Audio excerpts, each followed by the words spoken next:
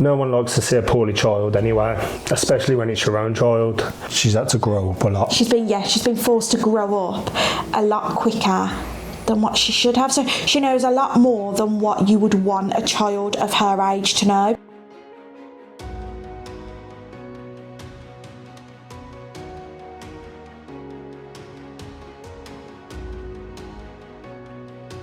She started coming out with like pinprick spots, which obviously we found out was because her platelets were low when she got diagnosed, and that was like the straw where we took her to the hospital and asked for bloods to be done, and that she was sick, because that's all they kept saying to us: your child's very sick, do you realise how sick your child is? And just trying to prepare you for the worst, basically.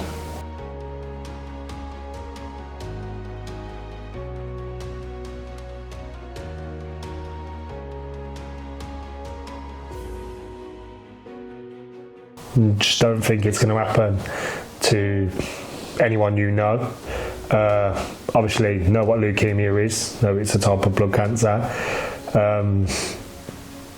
Yeah, just general state of shock, weren't we? It's just... I think for me, the first thing I thought was, is she going to die? Obviously, having to contend with Willow's diagnosis, we got given another decision to make. So if we moved, she's currently on the 2019 trial, which obviously is because she's at QMC. Birmingham Children's had launched a new trial, so the newest trial that's currently out there, Birmingham Children's had launched. So if Willow moved hospital, she would have been on the new trial. Yeah. We got told the only difference was that the treatment time for boys, female and male, is the same length of time, because currently on the trial Willow's on, it differs. Or we stay at Nottingham and we stay on the original trial. Yeah. So for us it was more a case of, well, that trial has obviously been going for a couple of years, there's been, you know, like really good success rate, so we just chose to stay where we are. Nottingham were launching that trial. Had she been diagnosed 2 to 3 weeks later, then she would have been on the newest trial. Right. Your world falls apart. Yeah, you have to basically become you medical professionals in a sense. Yeah. She couldn't go to nursery when she was meant to start, did she? No, she couldn't go to nursery. She can't go soft play. She can't go swimming. Yeah. She can't, you know, we can't just decide one day, oh, we're just going to go to a theme park. Everything has to be pre-planned.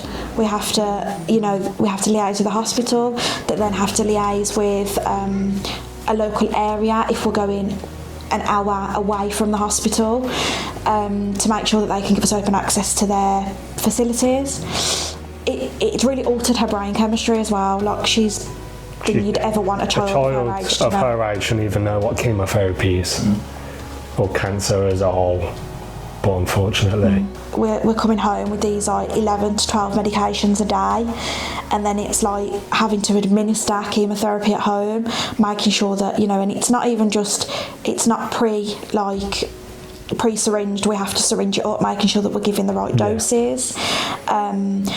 Things like dressing changes, obviously that central line is, it's so like risky, like it's the main cause, one of the main infections you can get from that is sepsis, and obviously she wouldn't let the nurses change it because she's horrendous, so we had to learn to change it, learning how to use her NG tube. And when she first got diagnosed, she went into a shell because she was so isolated, or whether that would be in hospital or at home.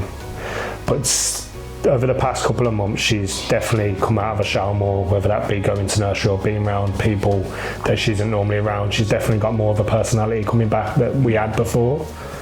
Hopefully acute leukemia's trial will give children a better chance of a survival rate than what it currently stands at, and hopefully a better quality of life moving forward.